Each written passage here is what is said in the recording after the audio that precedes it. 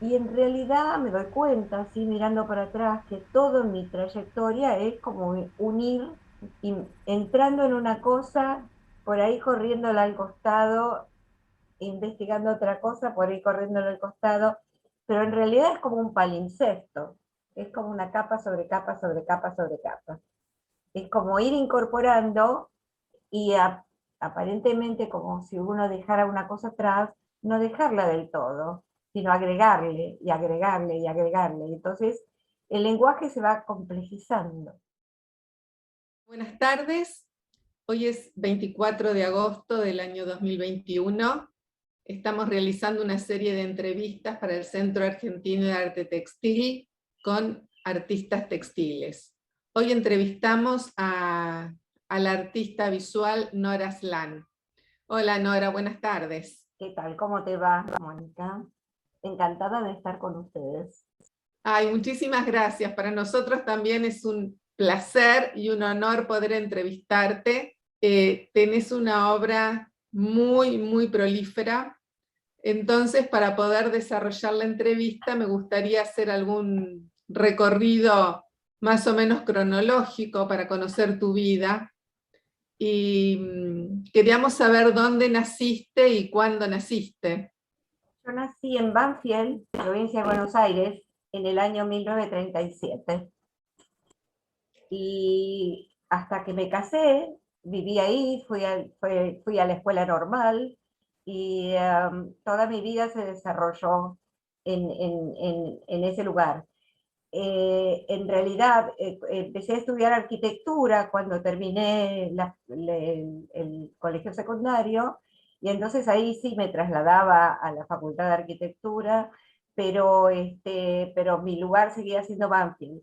Y luego cuando me casé me mudé al centro. Y bueno, después viví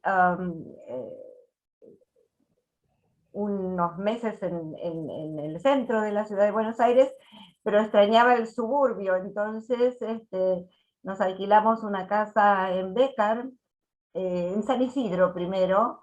Mi marido nunca había vivido en otro lugar que no fuera en el centro de Buenos Aires, pero yo extrañaba las plantitas, el jardín y bueno, probamos de alquilar una casa en San Isidro, que era muy divertida y muy rara, porque era la casa de una señora muy mayor, extranjera, que quedaba cerca de la barranca, donde está el Museo Pueyrredón. Y la casa estaba en un terreno muy angosto. Entonces esta señora, que era viuda, había hecho construir la casa en distintos pisos hasta que llegó a una determinada altura donde desde ahí veía el río. Y entonces la casa tenía un living abajo con cocina, luego tenía un entrepiso con un dormitorio y un baño, luego tenía otro entrepiso con otro dormitorio, y luego del dormitorio de arriba salía una escalera muy empinada que llegaba a una especie de estudio que fue mi primer lugar de trabajo, que miraba hacia todos lados y ahí, desde ahí se veía el río. Entonces era una casa loquísima, muy extraña. Y allí vivimos y allí nacieron algunos de nuestros hijos, y después, cuando nos dimos cuenta que mi marido estaba habituado ya y le gustaba vivir afuera, y yo ya estaba embarazada de mi última hija y demás, encontramos junto con otros arquitectos amigos un terreno enorme en Bécar que se vendía todo loteado y tenía muchísimos árboles, era el jardín de una casa enorme.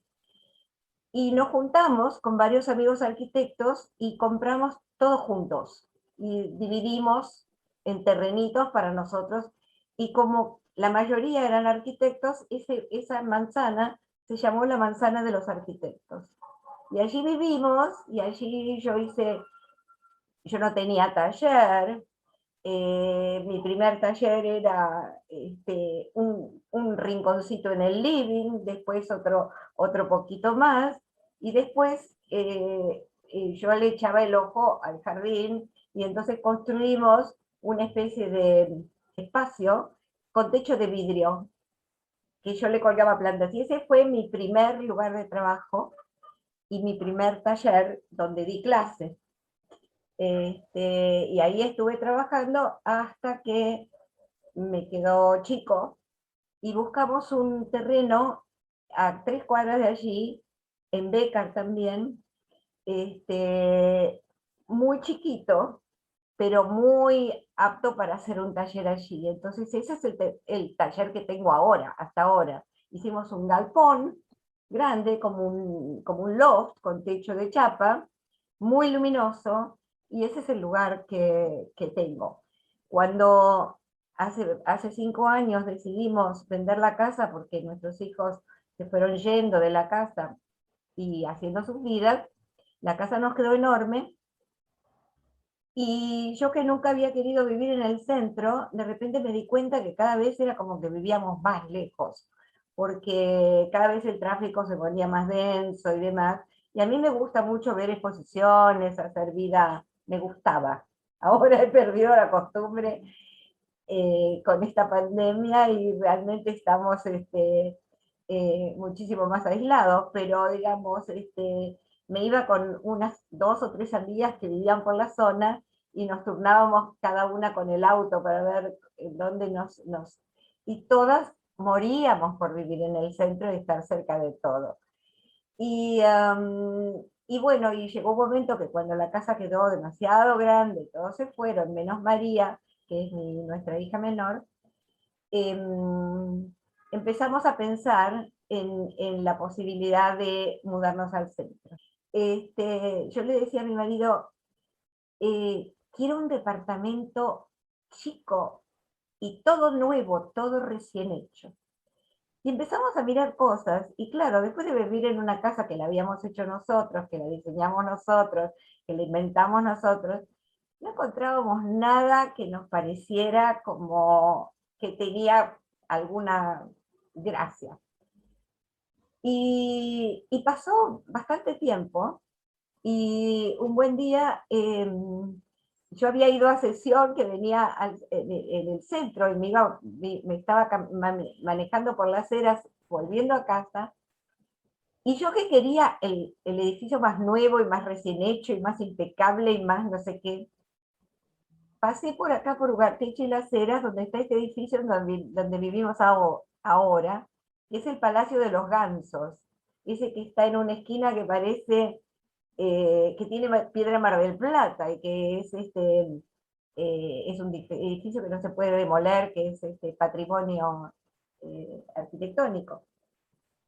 Y paré porque el semáforo me daba luz roja, y miro el edificio y me acordé que había, y soy muy mala para los nombres, una dueña de una revista de arte de esa época, que había hecho la reunión de su casamiento y había hecho vivía acá, en este edificio, que ahora vivimos, en el Palacio de los Gansos. Y yo la había visitado, y me había encantado porque tiene un jardín hermosísimo. Y era una sensación de estar en un lugar que era como una casa, que no era como un departamento. Y entonces, mientras duró la luz roja, yo miré y me hablé en voz alta y me dije, ¿ves? Acá yo viviría. Y me volví con esa sensación. Llegué a mi taller y abro la computadora y veo que hay un mensaje de mi hija Cecilia, que es una de mis hijas mujeres, y me dice, mami, ¿vos viste la inmobiliaria tal o cual? No, le digo, me parece que tiene departamentos muy grandes y qué sé yo, pero mira, fíjate, a ver qué, recurrí a ellos también, porque ya no sabíamos qué buscar. Y pongo la computadora y la prendo y me meto en la inmobiliaria, y había un departamento en este edificio, donde yo había dicho hace un rato, quiero vivir ahí. Y eso fue un primer amor así, y cuando lo llamé a mi marido y le digo, che, vi un departamento en el edificio de Ugarteche y Las Heras. Me dice, es viejísimo. Sí, le digo, no era lo que vos decías, no importa, vayamos a ver. Y bueno, nos enamoramos y nos compramos un departamento chiquito, pero el jardín de abajo es muy grande. Y justo en el quiebre del edificio, que eso tiene dos salas así.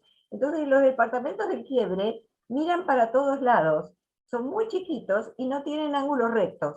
Entonces parecen enormes porque entras y no sabes para qué lado tenés que ir y tienen muchísima luz. Y es un edificio del año 40 y pico. Tiene ventanas de guillotina, así muy eh, diferentes a todos. Y ahí estamos viviendo, pero yo me quedé con el taller en Becar y no lo abandonaría, porque incluso hay un jardincito al fondo que yo casi no lo usaba y un pequeño patio al fondo que casi no lo usaba, pero me daba luz, porque no podés llegar con la construcción hasta el fondo del terreno. Y, y entonces cuando nos dimos cuenta que vino la pandemia, que estábamos encerrados, que acá no tenemos, que no nos dejaban bajar al jardín y que no hay balcón en nuestro departamento, yo dije, ay, ¿qué hacemos? Ni bien me consiguió mi Gachi Prieto, que es mi galerista, el permiso para poder viajar, le miro el lugar y digo, yo voy a arreglar este fondo y lo voy a transformar en un lugar para estar los fines de semana, para invitar amigos, para usarlo como si fuera una casa de fin de semana, pero con un terreno de 8,66, ¿no? Y entonces con un amigo mío arquitecto hicimos una pérgola que enseguida se llenó de enredadera y uno de esos días que andábamos buscando una mesa para poner debajo de la pérgola para usar, y pusimos una ducha en el jardín, en vez de pileta tenemos una ducha, y entonces eh,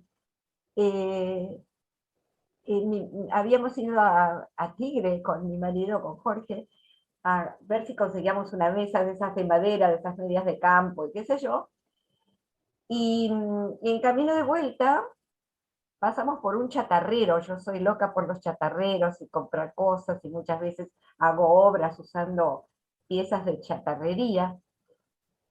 Y de repente, y este tipo siempre tiene cosas de calecitas, de cantidad de cosas así, de muñecos, qué sé yo. Y vemos una enorme vaca tamaño natural, las vacas las de Milka, pero no la violeta, la vaca blanca y negra, tamaño vaca, así. Estaba hecha pelota, pero estaba en venta.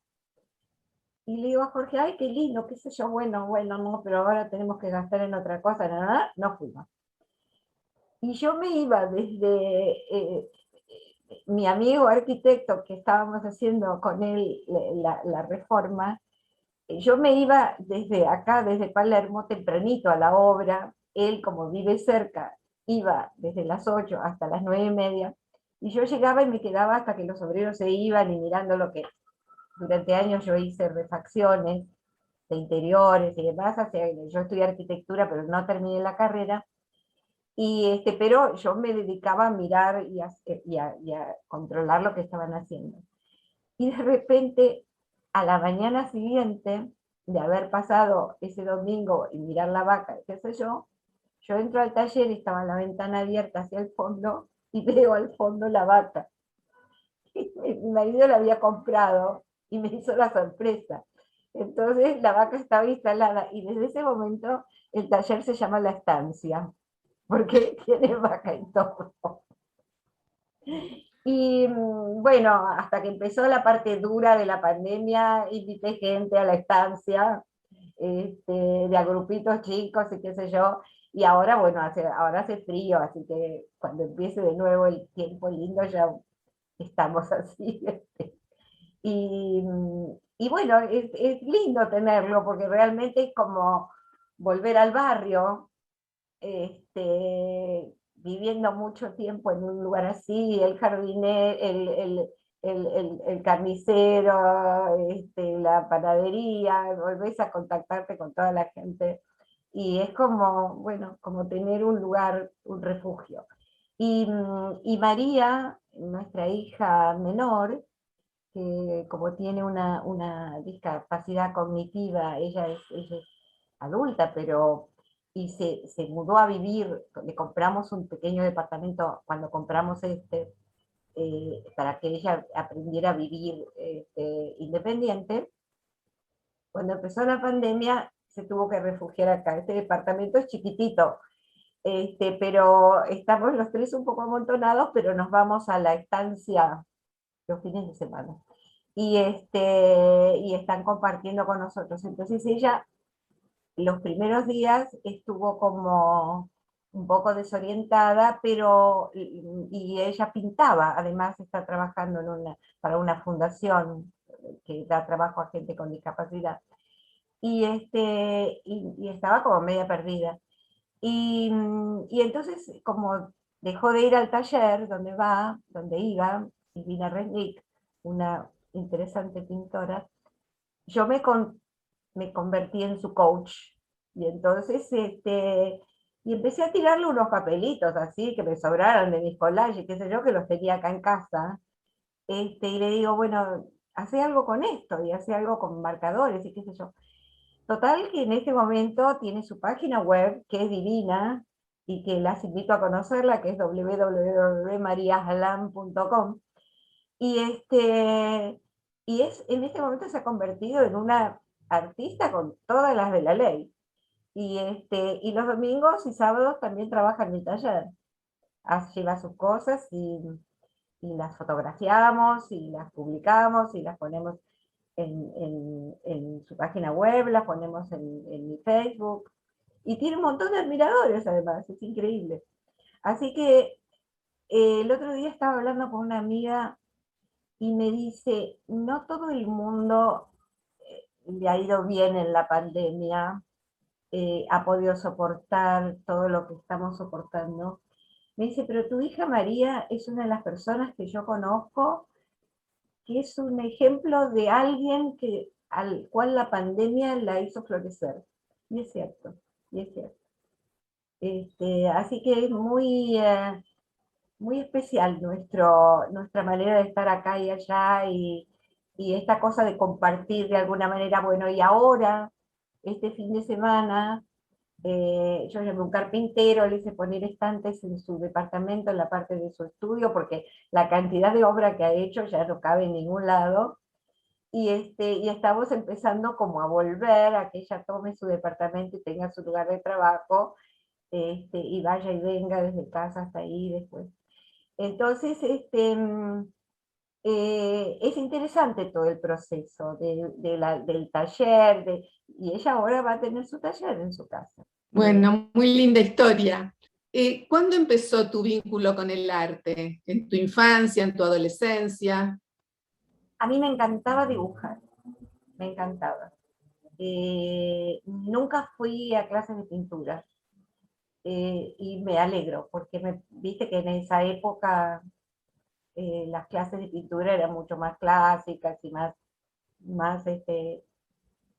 carré, digamos, las cosas tenían que hacer de una determinada cosa, y a mí me gustaba inventar cosas. Entonces, cuando iba a la escuela, si había que hacer un cuaderno para labores, yo intervenía a la tapa del cuaderno y le hacía muñequitos y le ponía voladitos y le ponía no sé qué, o sea, siempre estuve inventando cosas y para los cumpleaños y empezó como, nada, muy espontáneamente. Me pasó siempre de querer inventar cosas. ¿Y tu decisión de estudiar arquitectura, de dónde vino? Yo era hija única, y yo decía que iba a ser decoradora. Y mi papá, que murió cuando yo era chica, era constructor. Y en esa época que él era constructor, había estudiado en Bellas Artes. Y yo miraba los álbumes de Bellas Artes donde él aprendió a dibujar. Estaban distintas cátedras y una era la cátedra de construcción. Y ahí estaba mi papá. Entonces yo miraba todo el tiempo esas cosas y a veces las imitaba todo el tiempo. Entonces, y en un determinado momento, cuando yo era chica, yo dije, era adolescente, yo dije, yo quiero estudiar decoración. Y mi papá ya había muerto, y mi mamá me decía, vos tenés que estudiar arquitectura. Y yo insistía con que hasta que al final entré en arquitectura, como que le di el gusto. Y no terminé la carrera, hice 4 años de arquitectura, me gustaba, pero ahí me conocí con Jorge, que en ese momento era asistente de cátedra. A pesar de que tenemos la misma edad, él había hecho 2 años libres en el colegio, con lo cual estaba más adelantado en la carrera. Y, y nos casamos antes que yo terminara, pero igual yo no estaba dispuesta a terminar, no tenía como el interés en recibirme de arquitecta, pero sí, eh, enseguida que me casé, nos fuimos un año a vivir a Europa, él estaba estudiando un proceso de construcción en París, y yo volví embarazada. Pero no dibujaba y dibujaba perspectivas, y empecé a trabajar eh, haciendo perspectivas por encargo. Y bueno, y a partir de eso empecé con las cosas que aprendí en arquitectura, más haber aprendido, sí, a dibujar perspectivas y demás, y todo lo que había ido incorporando, más tener un marido arquitecto, la cosa estuvo siempre ahí en el aire, o sea, siempre dice. Y cuando vivíamos en esta casa loca, antes de hacer la nuestra, ese último piso tenía mi mesa de dibujo y era mi lugar de trabajo. O sea que nunca dejé de hacer. Y cuando mis hijos nacieron, tampoco dejé de trabajar. Siempre mi marido me impulsó para que yo no largara eso. Y hice decoraciones durante 14, 15 años y me iba muy bien y me gustaba mucho, me divertía mucho. Hasta que llegó un momento que los gremios empezaron a ser más ineficientes, que como yo hacía obras de arreglos de departamentos, generalmente grandes, eh, los buenos carpinteros se terminaron, siempre había como... Y entonces un día dije, yo quiero hacer algo que empiece y termine en mí, porque además cuando terminaba de poner las cosas en un departamento y había que poner los adornos y había que poner los tapices y había que poner los cuadros y había que poner no sé qué, la dueña de casa quería que uno le devolviera, digamos, el trabajo y seguirlo ella. Y era un momento que a mí me encantaba, yo empezaba a diseñar lámparas y quería poner... Entonces dije, no, lo tengo que hacer yo. Y, y entonces tenía una amiga que tenía un marido pintor y me dice, y tenía una amiga que era mi primera profesora de telar. Marta fue mi primera profesora, ya me voy a acordar el apellido, y yo me enamoré, fui a verla y me enamoré del lugar. Ella usaba unos telares con clavitos.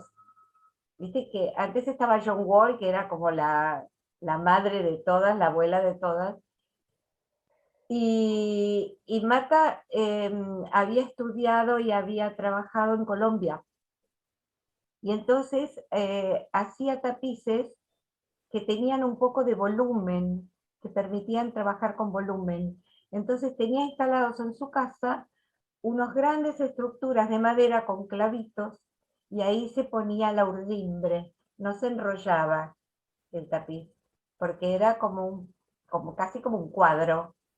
Entonces de ahí salió mi deseo, una vez que aprendí a hacer el tejido plano, a empezar a sacar elementos, porque ahí es como mezclar esta cosa que yo tenía de inventar objetos, de salir del plano. Empecé a investigar ahí y empecé a ver que en Europa estaban todos los nuevos movimientos que acá nadie conocía, a nadie, cuando yo digo nadie conocía del mundo fuera del textil. Digamos, las artistas textiles conocíamos y nos juntábamos y los estudiábamos y los veíamos y demás, pero todos los otros gremios, la pintura, la escultura, nos ninguneaban, éramos como marginales. Creo que la cosa partió así, pero yo empecé por eso como hubiera podido empezar por escultura también, o por pintura, porque no tenía una inclinación. Me enamoré de entrada, pero podría haber hecho otra cosa. Después hice otras cosas, después aprendí a hacer escultura con resina poliéster, y aprendí a hacer muchísimas otras cosas de otro orden. Y en realidad me doy cuenta, así mirando para atrás, que toda mi trayectoria es como unir, entrando en una cosa, por ahí corriéndola al costado, investigando otra cosa, por ahí corriéndola al costado, pero en realidad es como un palimpsesto, es como una capa sobre capa sobre capa sobre capa. Es como ir incorporando y aparentemente como si uno dejara una cosa atrás, no dejarla del todo, sino agregarle y agregarle y agregarle. Entonces el lenguaje se va complejizando. Entonces no tengo ninguna formación estructural, digamos, tengo una formación, yo diría, muy lacunaria, porque voy un poco para acá, otro poco para allá, otro poco para allá, otro poco para allá. Eh, en mis próximas encarnaciones, en las cuales no creo, pero igual hago planes, me gustaría ser directora de cine, por ejemplo, o cosas así. Este, pero siempre es incorporando, ¿viste? Siempre es como agarrando un lenguaje que no se configura en un solo cuadro, digamos. Y eso es como, por eso me gustó mucho el collage, porque el collage es como una edición de cosas, porque vos vas tomando elementos que ninguno es desconocido, ninguno es nuevo, sino que lo que es nuevo es la manera de vincularlos. Y yo pienso que esa es la base de mi pensamiento en el mundo del arte, como, como ir incorporando y haciendo una relación entre cosas que son de mundos distintos. Eso es lo que me pasa. Por eso me gustó hacer la muestra de Carafa, porque fue como un collage también, con mi propia obra, donde cada una de las figuritas, digamos, es una parte de mi quehacer. Y todas se llevaban bien, dialogaban entre ellas. Fue muy lindo de ver para mí, fue muy lindo, porque las últimas versiones que eran fotográficas tenían algo que ver con todo lo demás. Y cuando lo recorrías te dabas cuenta. Tu obra Alfombras, que fue expuesta varias veces. Fue en el año 97. Fue cuando, fíjate vos, nosotros hicimos, los artistas textiles, los pioneros, hicimos una muestra en Bellas Artes, estuvimos invitados, y era la época del proceso. Y estaba Nora Correas, estaba Luis Negrotti, estaba Tana Sach, y era un grupo pequeño, pero era un grupo de los que estábamos trabajando, investigando cosas. Y yo quería hacer una cosa muy trágica y que tuviera que ver con esa sensación de falta de libertad, de sentirse absolutamente apresionado en una cosa tremendamente tortuosa. Y tuve como una crisis de alguna manera, porque me pareció que el lenguaje textil era demasiado amable y demasiado blando, de la forma que a mí me salía, que no terminaba de ser lo suficientemente áspera o punzante con ese lenguaje, que me era como que el lenguaje me filtraba la palabra y me la transformaba en una especie de gorgorito. así, como una cosa decorativa, que nunca era punzante.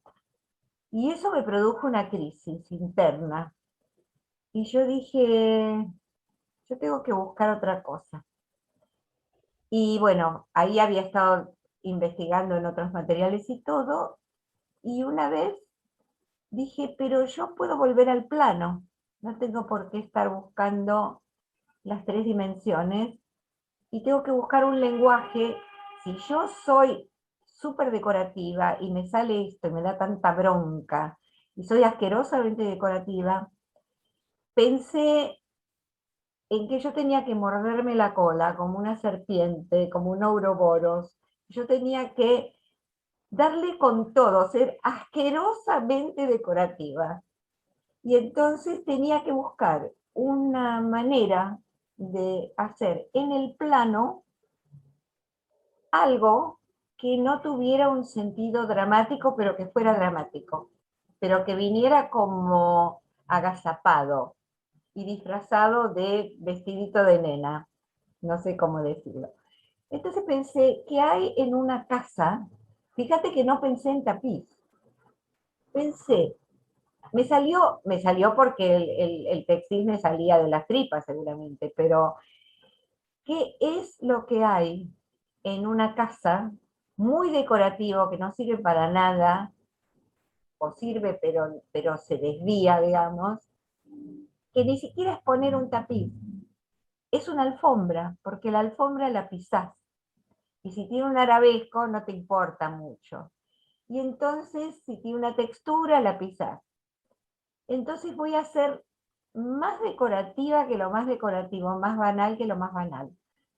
Voy a estudiar cómo son las alfombras persas y voy a hacer alfombras, y en vez de tejido y puntos de tejido, voy a usar fotografías. En esa época estaban las revistas Lifetime, todas estas revistas que traían las desgracias del mundo, no estaba la televisión que te mostraba todo, pero estaban los desplazamientos, las hambrunas, las guerras, las matanzas, todo eso, y lo veía todos los días en los medios. Entonces empecé a coleccionar de esas revistas fotos y a clasificarlas en archivos, en carpetas. Es como ahora tengo en la computadora. Yo tengo, el otro día que se me había descompuesto la computadora y que casi pierdo todo, adentro de la computadora tenía 98.800 imágenes. Bueno, en esa época, y cada una es una carpeta, y cada una es un tema, o el color, o la forma, o qué, las tengo clasificadas. En ese momento me compré carpetas de esas negras con los clics así, y me compraba hojas, folios así, transparentes, y cortaba las revistas, las imágenes de las revistas, que cada una tenía una imagen, pero entonces estaba la fotocopia, y la fotocopia en ese momento ya era fotocopia que podía ser de color. Entonces, y la fotocopia de color tenía una posibilidad, que era la de hacer revés y derecho, para arriba y para abajo, se multiplicaba la imagen. Entonces, la alfombra persa tiene esa estructura. Tiene una imagen que mira para un lado, otra para el otro, otra para el otro, otra para el otro, y armás toda la estructura visual de la alfombra persa. Entonces me compré libros de fotos de alfombras persas y empecé a estudiarlos. Y entonces me encargué telas de pintor y empecé a hacer fotocopias en cantidades y a recortarlas, repetición, porque eso te permitía repetir muchas veces. Entonces ya planchas repetidas, una mirando para el otro, otra mirando para el otro. Y entonces copiaba el esquema de una alfombra persa. Y en vez de tejido puntos, ponía fotos. Por ejemplo, un fondo de la alfombra persa tiene un borde, tiene un centro y tiene algunas cosas entre el centro y el borde, que a veces son cachitos, así, pedacitos de arabescos. A veces tiene una zona central muy texturada. Entonces, ¿qué era la textura? eran fotos de multitudes de gente que estaban haciendo, suponete, una manifestación en contra de algo, vistas desde muy arriba, pero repetidas por la fotocopia. Entonces, cuando las miraba de lejos, era una textura, puntito, puntito, puntito, puntito. No la podías pisar. Porque si ves una persona que le está pasando algo, es muy raro que la pises. Pero si ves multitudes de personas, se pierde, se pierde la tragedia de cada uno. Se las ve como si fuera una textura. Entonces tomas una distancia media cruel, porque ves esas cosas, pero no te duelen porque ni es tu tío, ni es tu primo, ni es tu pariente, ni sabes su historia, y es una textura. La distancia te da lo que nos daba ver esas cosas que sucedían en otro lado del mundo. Entonces yo podía hablar de todas esas desgracias de una manera aparentemente inocente, aparentemente decorativa, como este, no tengo nada que ver con esto. En ese momento había salido un libro de Didi Uberman que se llamaba Lo que vemos, lo que nos mira. Y él analizaba la mirada, y justamente hablando de la diferencia entre mirar y ver. Yo lo que quería era dar a ver, pero dar a ver de manera tal que la persona se acercara como si fuera un papamoscas, ¿viste? Esos que son, que ponían para que las moscas se acercaran y eran como dulces y después se te quedaban pegadas. Bueno, como que la alfombra, ay, qué linda esta alfombra para el living, qué bien me quedaría con el sillón y qué bien me quedaría con tal cosa. Y entonces la mirabas de lejos y era toda muy bonita. Y después te acercabas y empezabas a ver todo lo que le pasaba a esa gente. Y en el centro de la alfombra estaban los casos más horribles. Estaba, por ejemplo, el que se llama Mantel con Mosca, es un nene negro de una tribu de África, donde hay una enfermedad que se les paran las moscas en los ojos. Y el bebé estaba chupando la teta de su mamá, que parecía una pasa, una ciruela, que no salía nada de ahí, con los ojos cerrados llenos de moscas. Entonces yo hice el mantel lleno de arabescos, y esa figura aparecía ahí, incluso ese mantel con mosca. Encontré una mosca de bronce, de esos ceniceros que usaban antes las abuelas, que se le levantaban las tapas, ceniceros de bronce, y él se ponía la ceniza. Le encajé una mosca de esas, mirando a las moscas del pibe y ahí arriba. Pero después flores, y después chicos comiendo entre cerdos, y así, todo mezclado. Lo ves de lejos, divino para el comedor, divino. Y entonces todos jugaban ese partido, todos, y cada una de las alfombras tomaba una temática. Por eso ahí salió el mantel de cocina, que tomó la temática, y esto te estoy hablando del año 97, la temática de la violencia de género. Entonces hice fotocopias de frutos, como si fuera un mantel, un hule, frutos de colores, ¿no? De dibujos de frutos de colores. Y otros dibujitos eran fotos ninguna de esas fotos las sacaba yo todavía. Fotos de telas rayadas como tipo hule de cocina. Y empecé a armar como una especie de mantel de cocina. Pero estaba queriendo hablar de la violencia de género. Entonces, en ese momento no existía ese dar a ver la violencia de género como ahora, que la mujer sale a decir, con el ojo roto me rompieron el ojo, o va y acusa, o lo que fuera. Las pocas mujeres que habían sido violentadas y torturadas o rota la cara o lo que sea por sus maridos, en la televisión del momento se las entrevistaba de espaldas. No encontré ninguna foto en las revistas de mujer torturada por su marido, violentada por su marido, de frente. Ninguna. Entonces me busqué algunas fotos, hay una en ese mantel que es la repetición de esa misma mujer, que está de espaldas en una silla de cocina, y está hablando de lo que le pasó. Y otras fotos que encontré en las revistas de cocinas donde había pasado algo violento, un tipo que entró y rompió todo, ¿entendés? Eso formaba el mantel, pero después del centro del mantel le sale una cuchilla que parece como si fuera una cola de un tiburón, ¿no? Una cuchilla que sale así. Y que cuando miras el mantel de frente no la ves. Si te corres, ves que es una cuchilla, parece la cola del tiburón. Es como si abajo de la mesa, como cuando vos ves el mar y ves la cola del tiburón y sabés que tiene una forma muy linda, pero abajo hay un bicho grande que se va a morfar a todo lo que encuentre alrededor.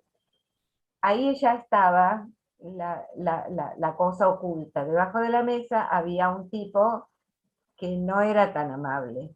Y al borde de la mesa, como si fuera, en esa obra, como si fuera, y lo podés ver en el catálogo de Bellas Artes, como si fuera un voladito o como una especie de encaje alrededor, hay una escena, dos escenas.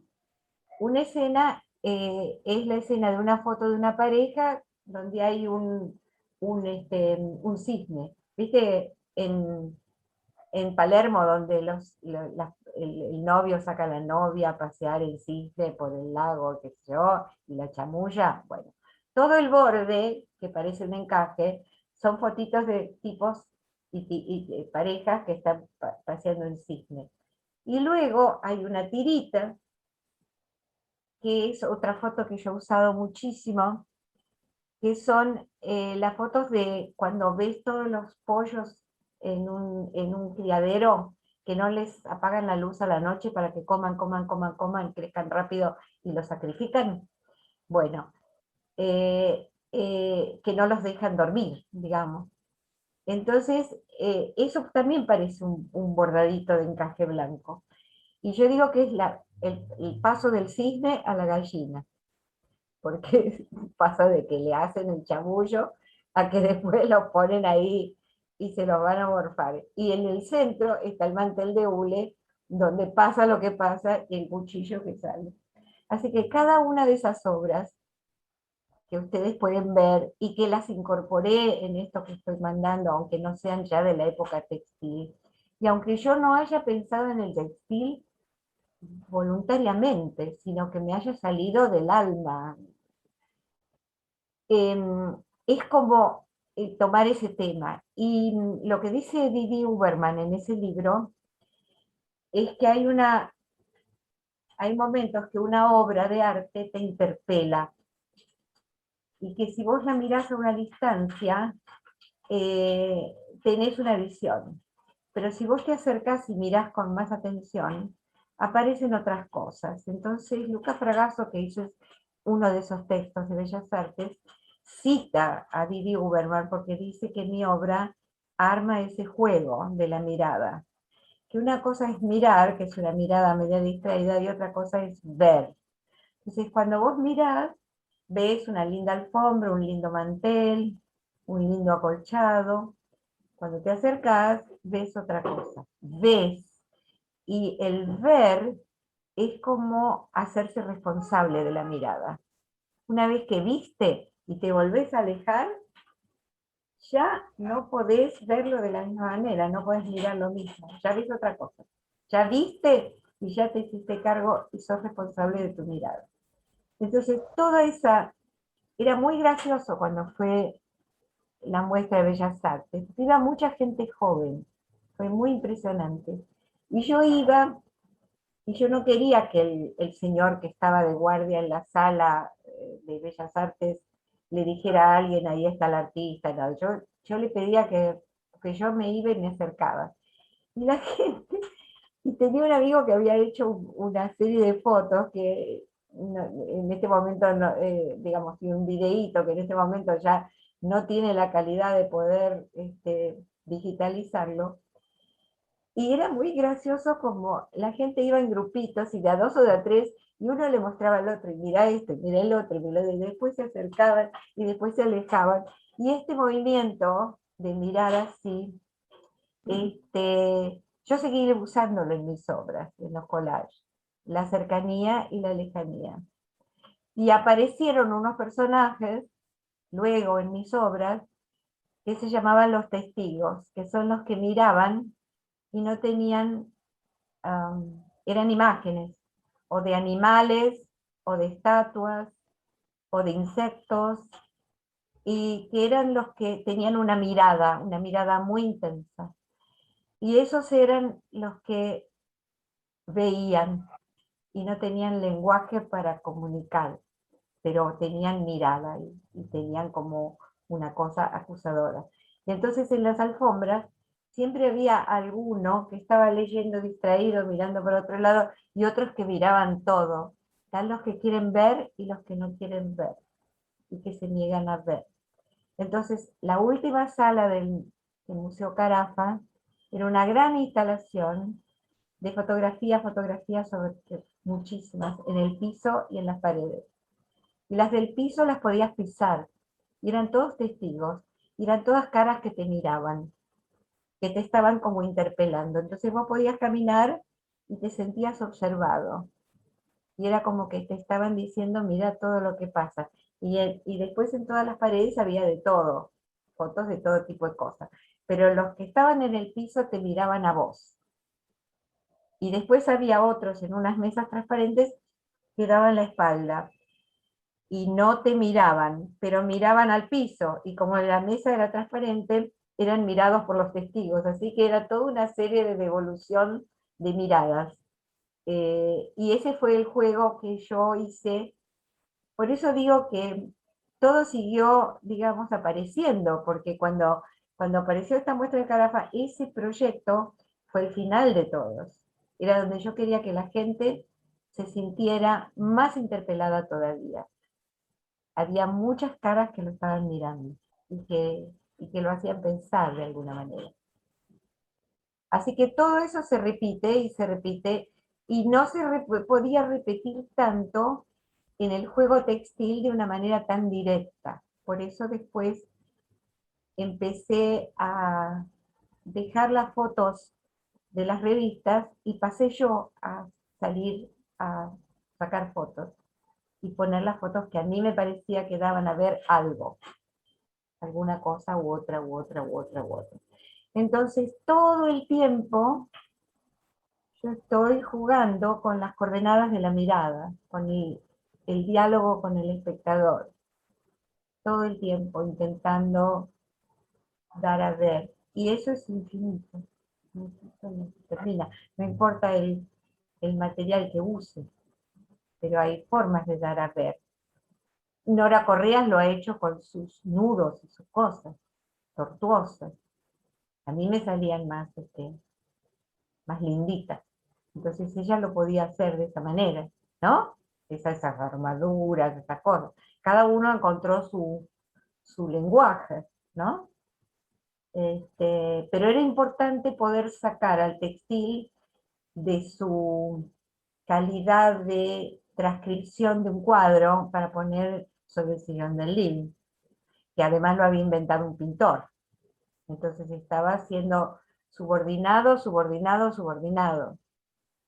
El día que el textil encontró lo que tenía para decir, se fue despegando. Acá todavía no lo veían, en Lausanne lo veían, y todos los pioneros lo vieron.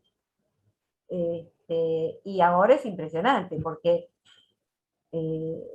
López Anaya, que era un crítico de esa época, que por supuesto no valoraba el textil, sino que valoraba la pintura, la escultura y las grandes artes, un día me miró y me dijo, ustedes son las bordadoras del arte, como diciendo, imagínate, Chacho y Giannone, que bordan y hacen una cosa increíble, y todos los que bordan en ese momento, pero ese momento era como mala palabra, lo pasábamos mal realmente.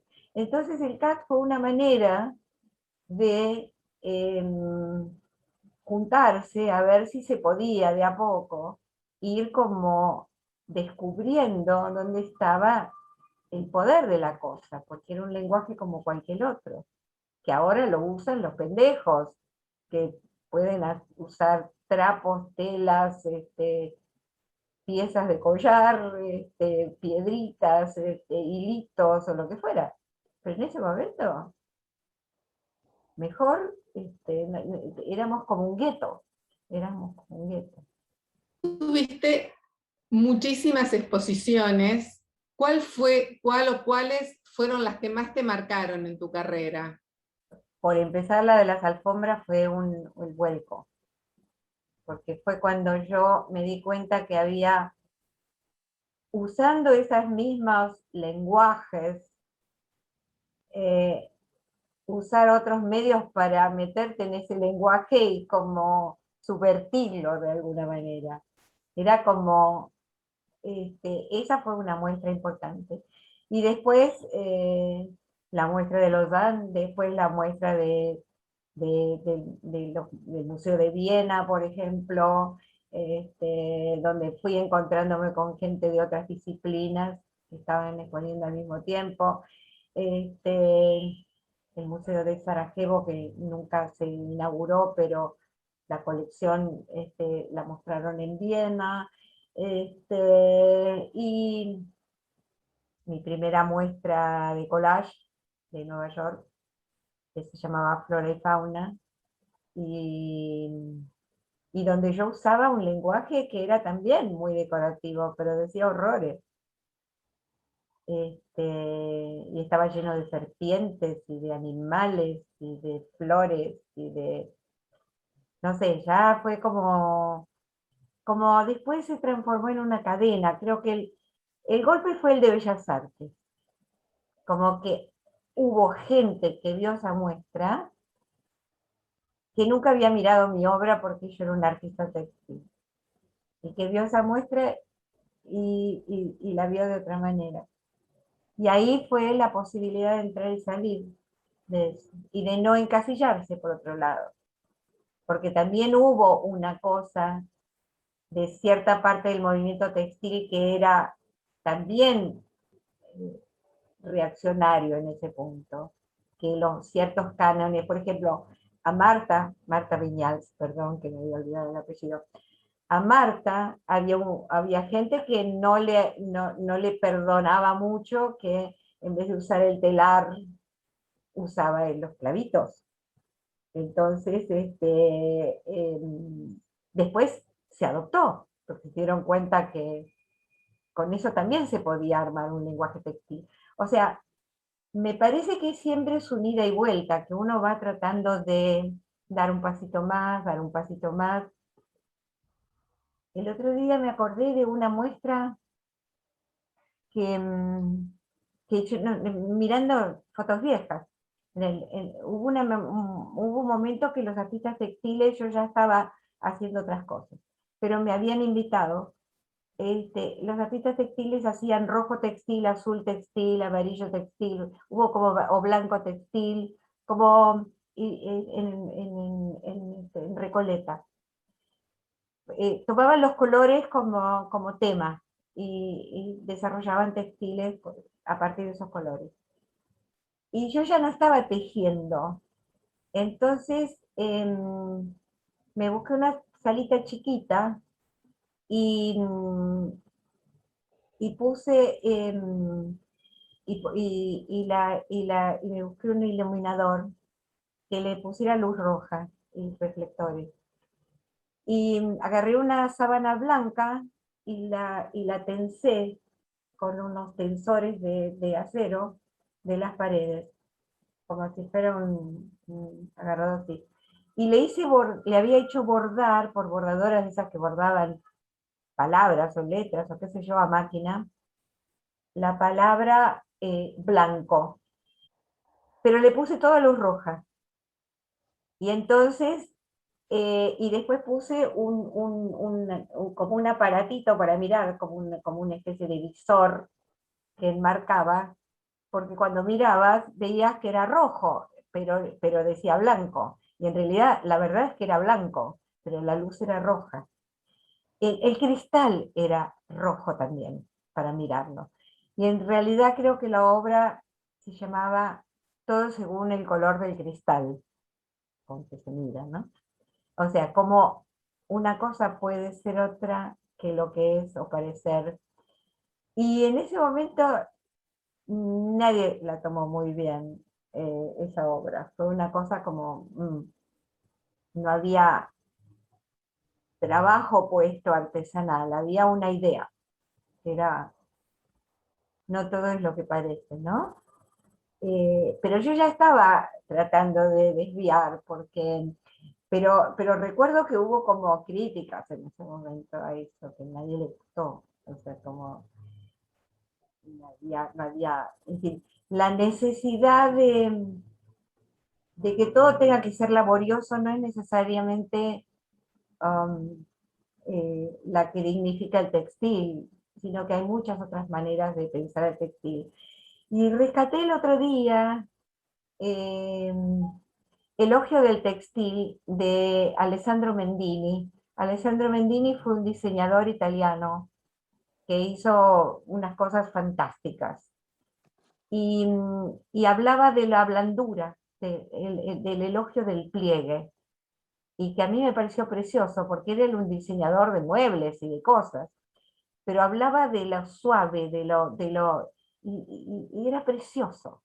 Y no era necesario, digamos, tejerlo, sino que era el pliegue, la sombra, la textura, la suavidad, el movimiento que un textil con el viento podía hacer, todo lo que un textil podía dar sin necesidad de estar tejido por alguien, sino apreciar. Y bueno, de hecho, en este momento, los artistas textiles han pasado tejiendo cualquier cosa, y es maravilloso.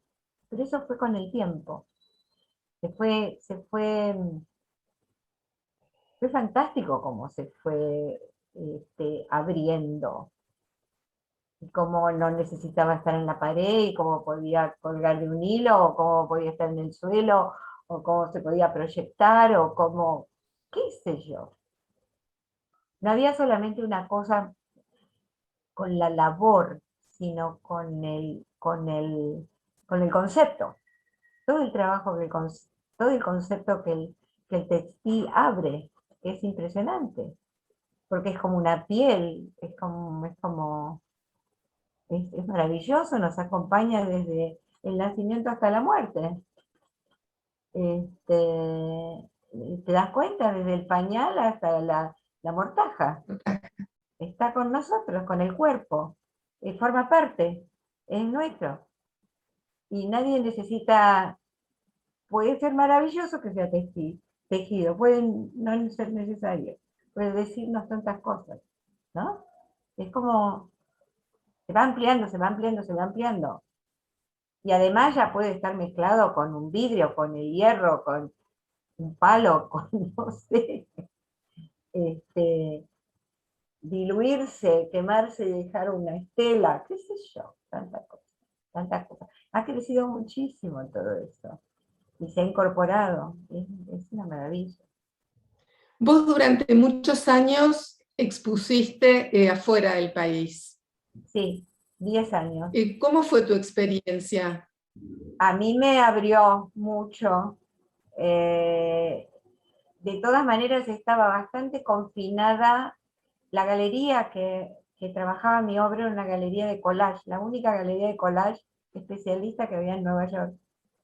Este, mm, y era muy especial, porque era muy específica. Y me gustó la experiencia, hice cuatro exposiciones individuales y una que era la primera que estaba compartida, y después muchas grupales, que era el galerista mismo que trabajaba.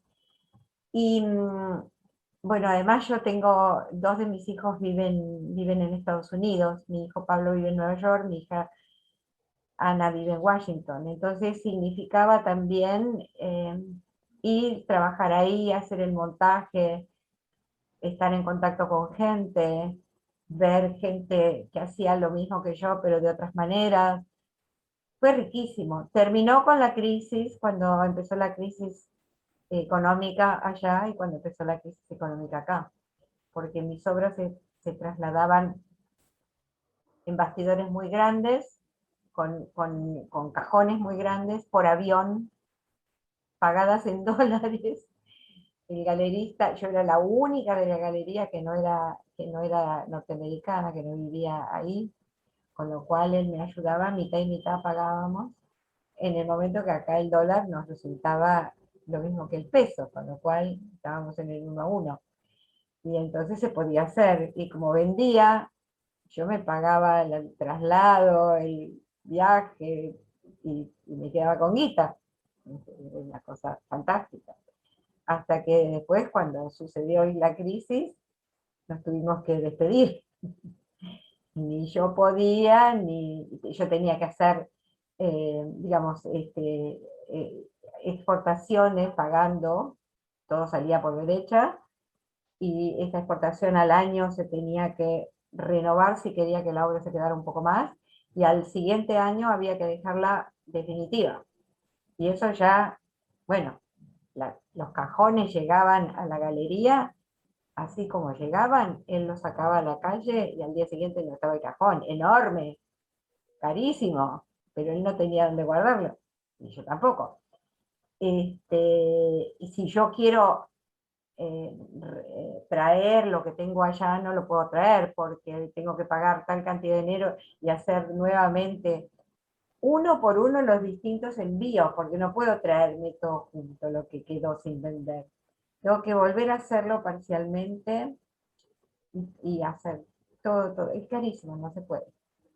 Entonces, bueno, está en casa de mi hija que está tratando de empezar a ver, de buscar un lugar allá, o un dealer o allá o lo que sea. Pero todo es muy difícil a la distancia.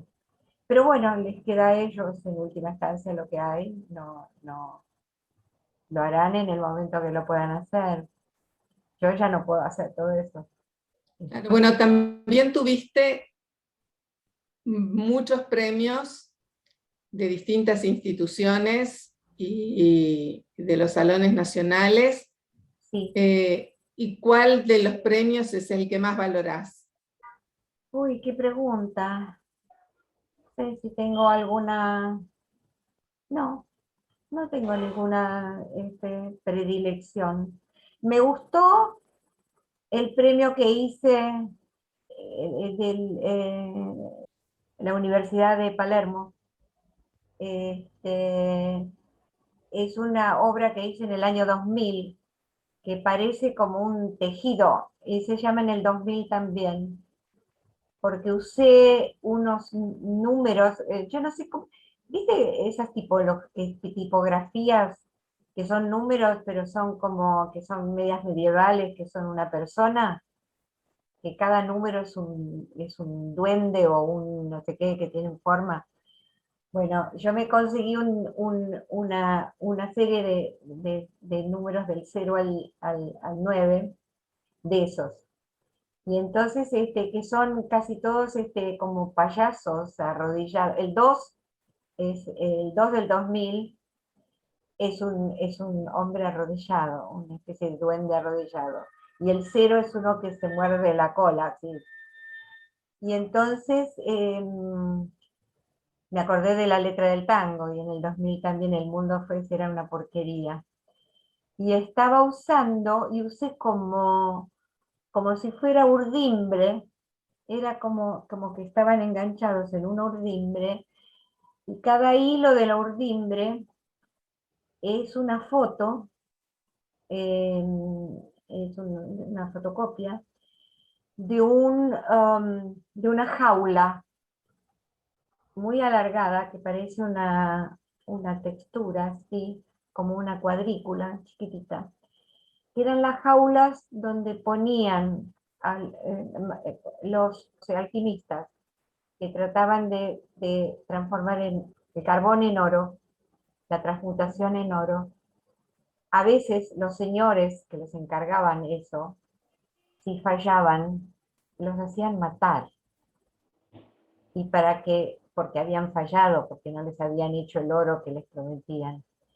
Entonces, además de colgarlos en la plaza pública, en el medioevo, el cadáver lo colgaban en el cruce de los caminos de los pueblos, colgados adentro de esa jaula, así hasta que se pudrieran y los pájaros podían entrar por los huecos a comérselos.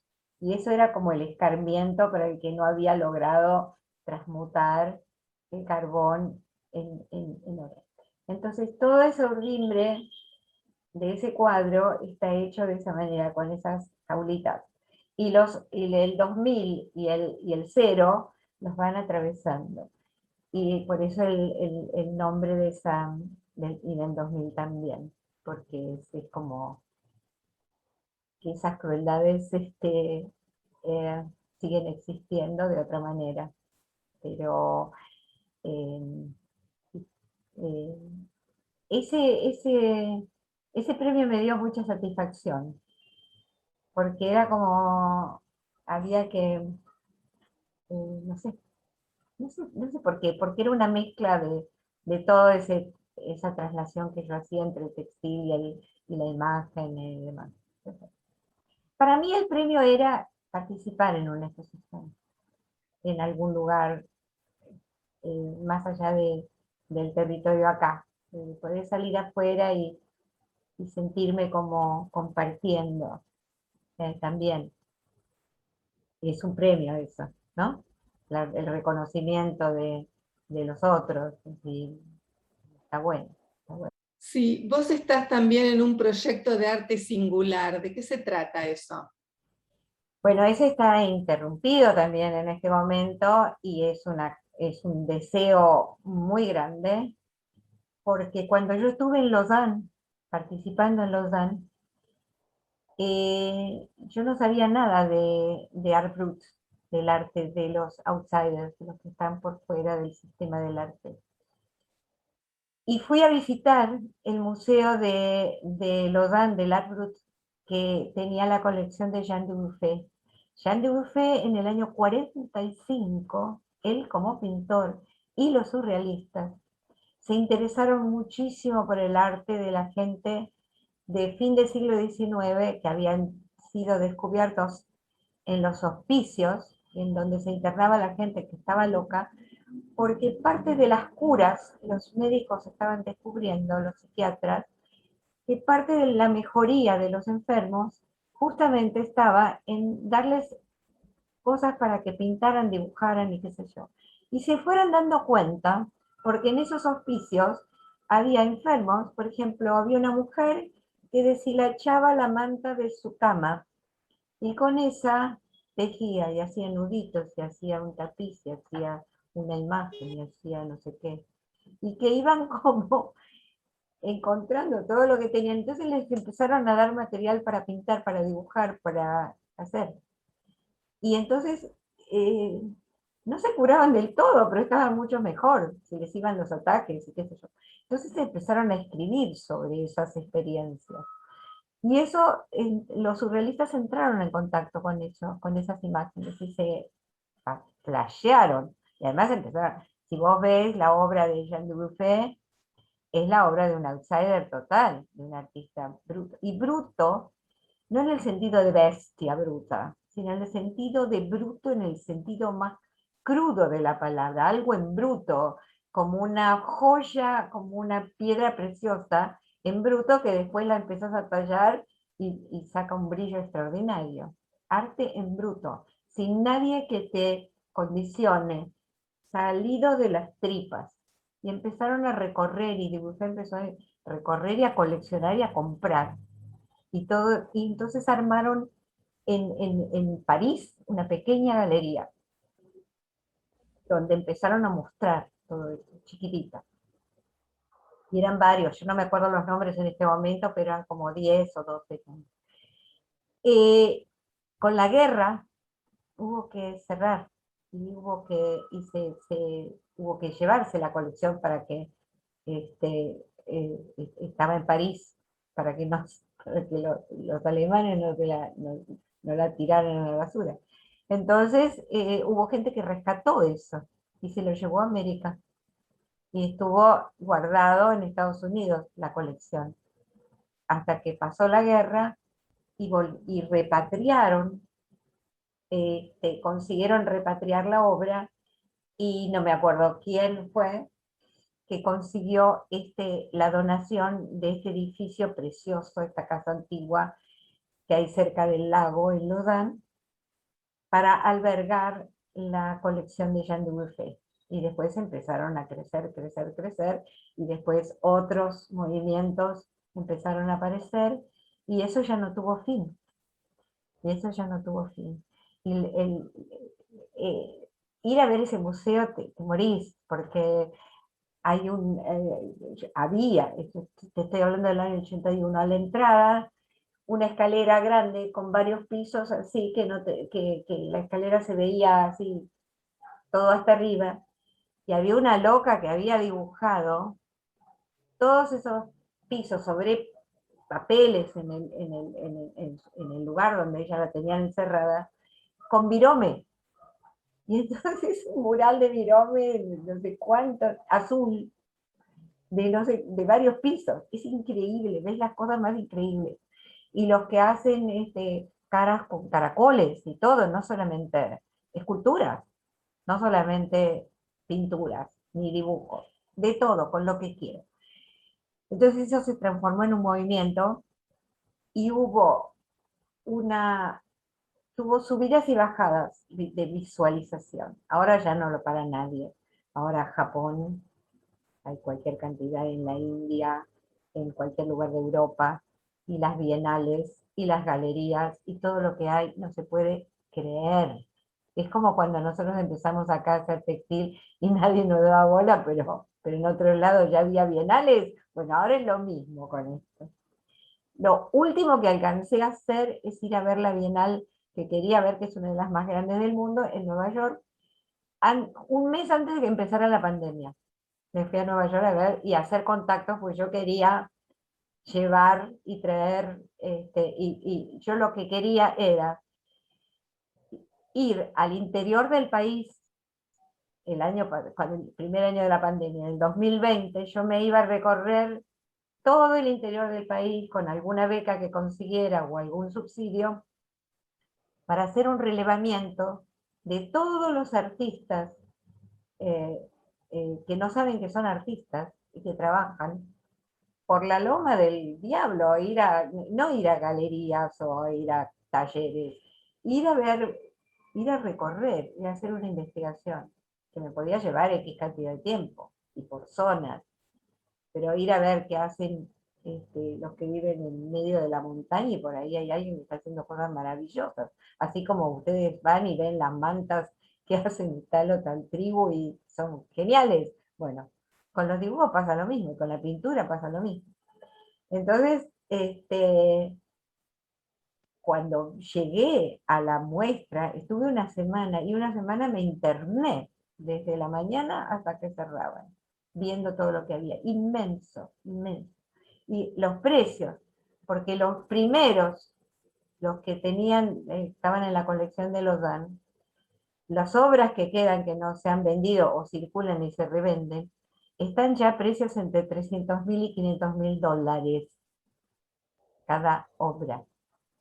Había las más baratas, tamaño chiquitito, chiquitito, chiquitito, costaban como una tarjeta postal o más chica, 250 dólares. Y de ahí para arriba, hasta 500.000 dólares la más cara. De todo. Pero los precios más o menos comunes, por ejemplo, yo que veo lo que hace María, podría estar vendiendo 3.500, 4.000, 4.500 dólares, perfecto, perfecto. Entonces, eh, la muestra esta de arte singular se hizo porque yo me contacté con el dueño de este lugar donde fue la muestra, y él sabía cómo presentarse a mecenazgo y se enamoró del proyecto. Y entonces hicimos una presentación a mecenazgo para conseguir plata para armar esa exposición. Pero fue reducida, es decir, desde gente del Borda a gente de Buenos Aires, poquísimos, porque no nos daba la guita y el espacio.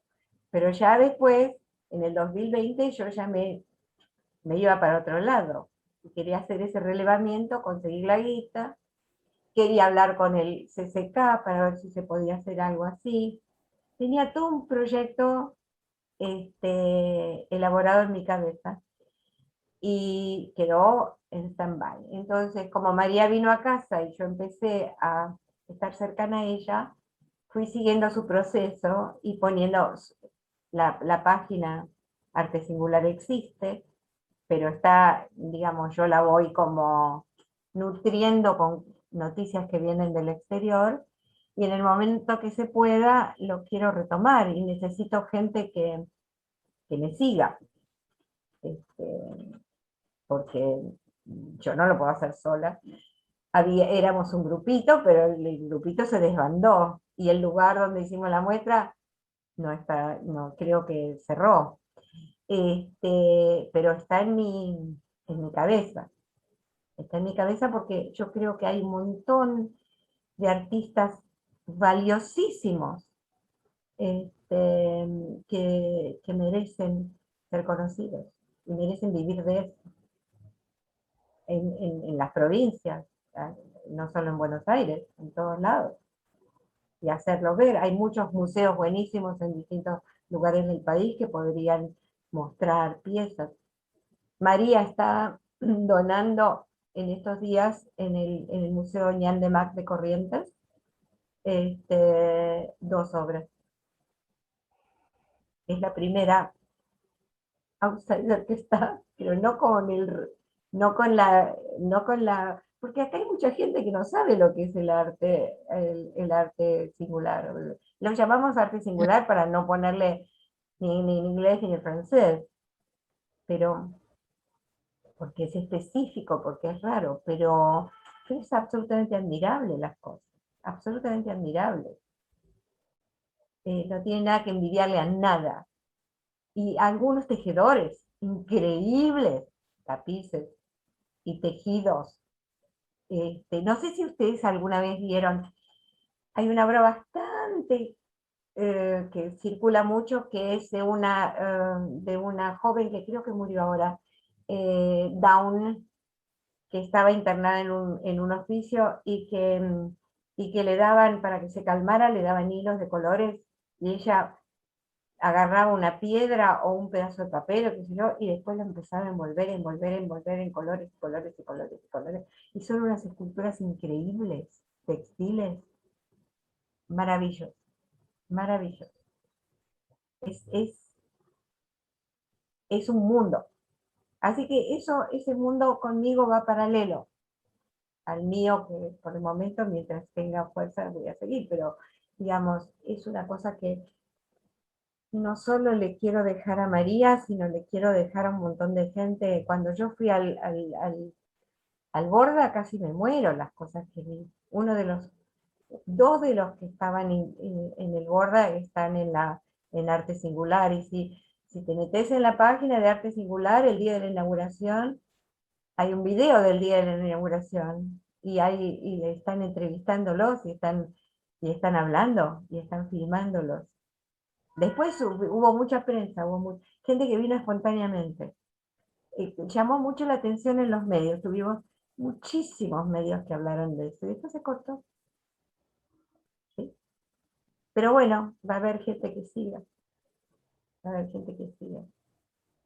¿Sí? Y hay muchas bordadoras, muchas, muchas, ¿sí? Mucha artista textil outsider. Es un elemento que de alguna manera tiene una buena relación con esa cosa de libertad, ¿viste? Y el enriedo y esa cosa y los colores. Fantástico. Sí, y ahora tu última muestra fue en pandemia, ¿no?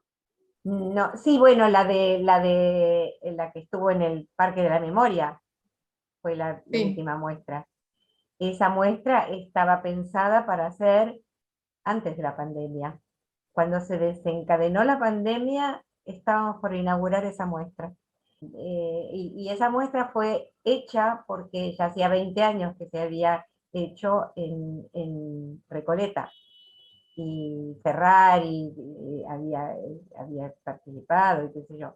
Y esa fue una muestra hecha para Abuelas de Plaza de Mayo, y éramos 13 artistas que decidimos que era una cosa en grupo, en grupo y que no había individualidades. Y los hijos de desaparecidos tenían la misma edad que las fotos que aparecían de sus padres cuando los capturaron. Y Abuelas de Plaza de Mayo tenía la colección de fotos, el archivo de fotos en blanco y negro, que fueron digitalizadas luego y fueron impresas. Y entonces la idea fue hacer una tira que recorriera todo el lugar expositivo. Esa tira era la estructura, porque después pasó a otros lugares y viajó esa muestra por muchos lugares afuera. Y entonces era una tira donde tenías un espejo a la altura de la cara de uno, como nos estamos mirando nosotras, y la foto del padre y la foto de la madre desaparecidos, a veces era madre sola porque no estaba la foto del otro, y todo seguido. Entonces, la gente que miraba era para que aquel que dudaba si era desaparecido, viéndose al lado de la foto de su padre o su madre o los dos, a la edad misma que él tenía, pudiera reconocerse en la imagen. Pudiera decir, ay, mira, estoy dudando de quién soy, pero mira qué parecido. Y entonces buscara su identidad y recuperara su identidad. Y se suponía que en la medida que fueran apareciendo nuevos hijos y nietos, se iba a ir sacando cada una de las fotos que ya habían aparecido. La muestra se va a terminar, nosotros decimos, el día que ya no quede más que la tira de espejos o nada. Que eso sería el deseo total, que desaparezca. Pero 20 años después revivimos esa muestra y que ya estaba además, yo creo que quedó rota en algún lado porque viajó por muchos lados y se volvió a hacer. Y bueno, no pudo venir mucha gente porque empezó la pandemia, así que cuando pudieron abrir se fue viendo por goteo, pero fue una obra muy linda y muy linda porque además los nombres eran todos uno, éramos nosotros, que éramos los artistas que estábamos haciendo eso como un homenaje a las madres y a los desaparecidos, ¿no? Eso fue lo último. Y lo anterior a eso fue lo de Carafa. Si nos querés contar algo sobre la obra de Carafa. La muestra de Carafa me gustó mucho. Yo cuando conocí el Museo Carafa me enamoré del museo. Y entonces el director del museo, como es arquitecto, y logré enseguida una conexión para tener una entrevista con él. Y le dije que me encantaba el museo. Y cuando yo lo visité por primera vez, estaba la muestra de Chacho y Giannone, y casi me muero, viste, era divina. Y me dieron el segundo piso, todo entero. Y fue extraordinario. Estuve muchos meses trabajando y, y, y dije que yo no daba para hacer una retrospectiva. Bueno, muchas de mis obras quedaron en Estados Unidos, a toda una franja importante de 4 series. Este, pero no me importó eso, porque lo que yo quería era como hacer una especie de collage espacial, como si fuera un diálogo. Entonces fui poniendo objetos y poniendo obras y fui armando cosas distintas de épocas distintas. Y se llamó ese punto por el punto del Capitonés, el punto Capitón, que es el de los sillones, ¿no? Ese, que fue muy curioso, porque yo en la época que me empecé a enamorar de eso, estaba en análisis con un analista lacaniano y le empecé a contar lo del punto que a mí me fascinaba. Y me fascinaban los sillones rotos, esa cosa como, eran casi como cuerpos, y tajeado, así como que las tripas se le salían. Entonces empecé a coleccionar fotos de capitones rotos. Y después hice un impreso de capitoné y una manta, y después hice un biombo. Esa obra la presenté en el Salón Nacional y fue rechazada, todo ese conjunto de capitoné. Y yo sigo pensando que fue una pena porque hubiera estado en salas nacionales, pero bueno, ya está, yo me di el gusto igual. Pero la tenía guardada con mucho cariño. Y dije, bueno, la muestra se llama Ese Punto, porque ese punto para Lacan, que es muy complicado de entender y para mí, por empezar, yo creí que cada uno de esos botones, digamos, estaba ligado con otro en la parte de atrás. Cuando te pones un botón acá y el otro acá y lo agarras y ahí se produce el flujo. No, atrás todo está ligado, como si fuera una trama así cruzado, que va de punto a punto, punto a punto. Cuando uno se suelta, todo se desarma. Entonces es como cuando en una estructura mental, en una cabeza de alguien que está enfermo y tiene alguna falla, algo pierde sentido, todo, toda la estructura de su pensamiento se desarma. Y entonces él habló, analizó muchísimo de una manera que no te podría explicar, pero como un tejido que, donde todo necesita todo, todo se une y tiene que estar estructurado. Entonces me pareció genial.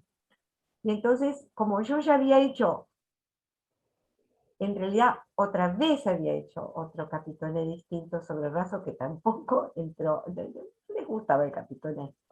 Y entonces yo seguía diciendo, esto a mí me gusta, sigue estando, y sigue atravesando mi obra.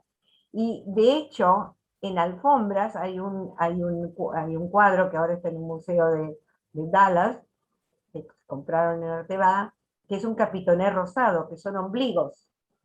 Son fotos de ombligos de un hombre, una mujer, un hombre, una mujer, un hombre, una mujer, con botoncitos.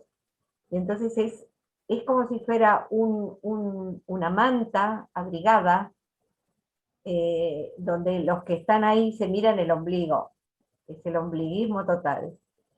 Y el borde, como si fuera un acolchado de una cama, el borde son fotografías de gente que va con sus atitos, que no le quedan nada más que un pañuelito con la ropa y que va de un país al otro tratando de huir, y que son los que están a la intemperie. Son dos y otro de unas calaveras. O sea, está la muerte el momento antes y los que están abrigados en el capitón. Así que yo tengo capitoné desde la serie de alfombras, tengo ese capitoné y después fui repitiendo varias veces. Entonces, cuando busqué el nombre para, para la muestra, pensé en el punto, porque yo estaba hablando siempre de eso que cuando falla algo, todo se derrumba y que todo es como una unidad y que todos somos un tejido y que de alguna manera tenemos que todos, lo estamos viendo, ¿no? Ahora que el ser humano ha hecho tantas cosas, de a uno, de a dos, bueno, no va a pasar nada, yo hago esto, yo hago el otro, y estamos viendo que toda la humanidad que puebla nuestro planeta es un todo, ¿no? Y si se incendian los bosques, y si se talan los árboles, y si se hace cualquiera de esas cosas, que es como un punto que se suelta todo, porque los ríos se, se desbordan, o porque se secan, o por todo lo que pasa. Y entonces, ese punto es casi como, miren, es esto, no son, es la suma de todos estos puntos derrumbados que nos hace que toda esta estructura se derrame y se deshaga. Entonces, para mí la muestra esa fue eso. Y por eso estaban los testigos después en la última sala mirándote, porque te estaban diciendo, vos sos uno de esos puntos. Y bueno, y eso como tema de obra, se llame como se llame, o lo que fuera, o tenga el material que tenga, sigue siendo el mismo discurso, finalmente, para mí. Como de distintas maneras de decir dos o tres cosas básicas, eh, que el mundo tenía que saber.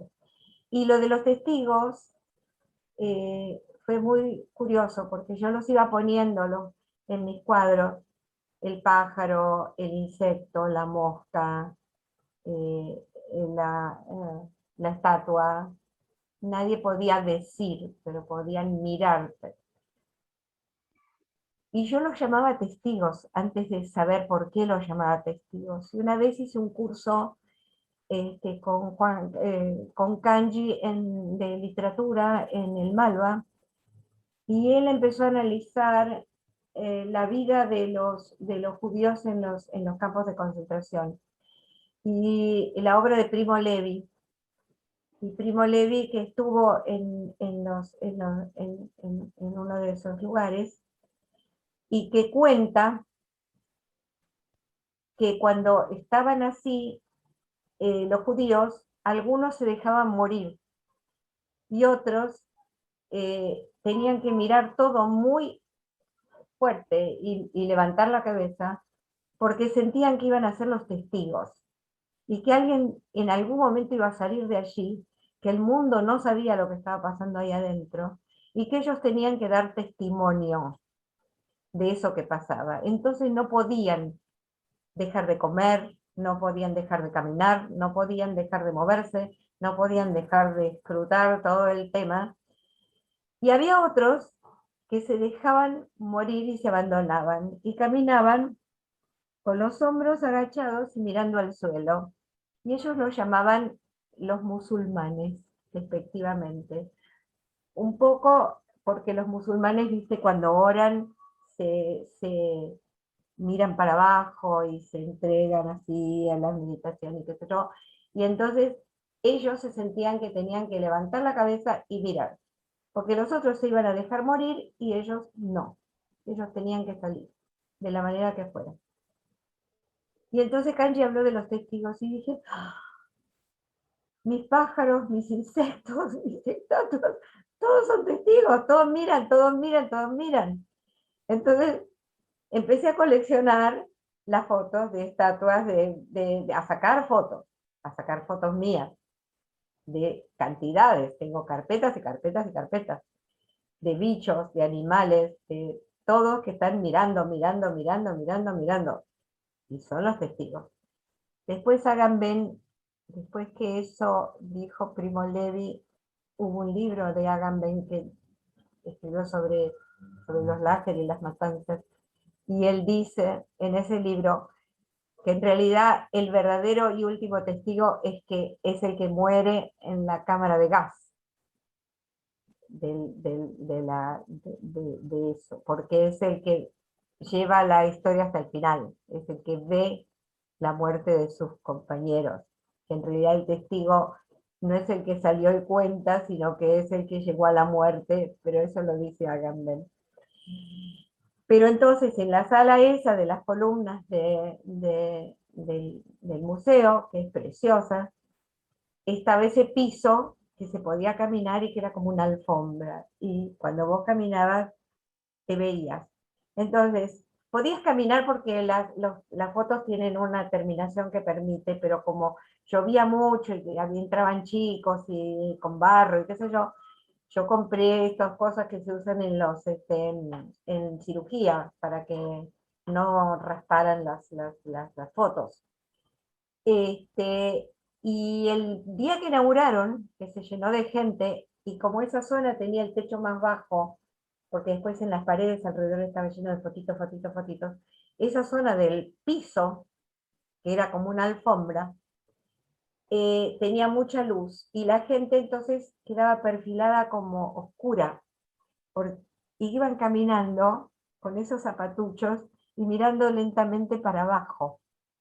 Y yo me alejé y estaba contra la pared y casi me muero, porque ¿sabes qué me pareció? Que los testigos estaban mirando y que estos eran como los que caminaban agachados, y dije, todos los musulmanes están mirando a los testigos, porque era el público que miraba. Y tengo una foto o dos que están en internet, este, donde se recortan las siluetas y están como caminando, siendo mirados por los testigos, recibiendo esa mirada. A mí me impresionó mucho, porque nunca me había imaginado esa imagen. Pero cuando terminaba la exposición, entrabas en esa sala, que era como la que resumía todo de alguna manera. La exposición tenía la sala grande, que es divina, donde estuvieron Chachi y Yanone, que es como un ala así enorme. Dos salitas chiquitas, una era verde y otra era rosa. La rosa era el cuerpo, y tenía obras que tenían que ver con el cuerpo, y la verde tenía que ver con la naturaleza y los animales. Y después estaba la otra, que era la de los testigos y las otras. Entonces eran instancias distintas que ibas atravesando. Y objetos que miraban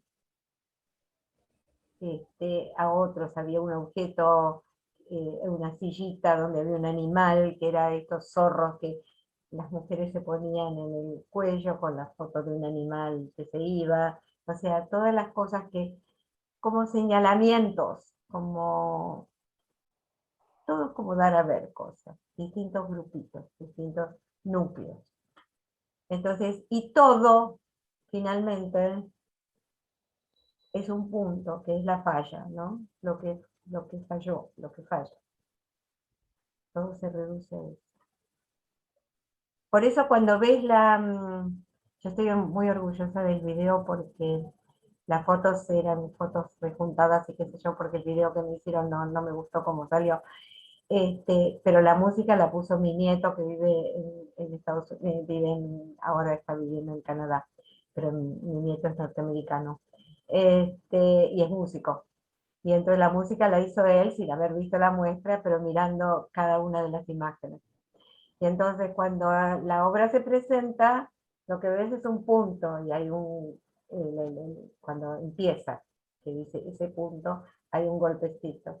Y después transcurre todo el recorrido a las salas, y cuando termina, salís del museo, hay una imagen que va saliendo del museo, y aparece el punto y cierra, ¡pum! Así también, ¿no? Como que es el lugar de donde todo emana y donde todo vuelve, y de donde nació todo y donde hay que pensar.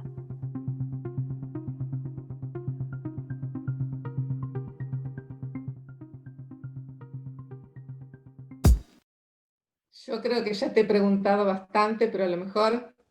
Oíme, son muchos años de trabajar, pero Sí, es bueno mirarlo desde esta distancia. Me gustaría traer la muestra a Buenos Aires. La muestra, las cosas las tengo yo. Me hubiera gustado mostrar esto en el Museo de Bellas Artes, porque como yo te dije, Bellas Artes fue como el comienzo de la cosa de las alfombras. Sería como cerrar el círculo para mí, claro.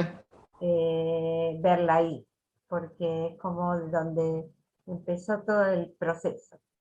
A lo mejor lo consigo en algún momento. Apareció la pandemia y también cortó esa posibilidad o esa intención. No sé, hay que cruzar los dedos, vivir unos años más y ya.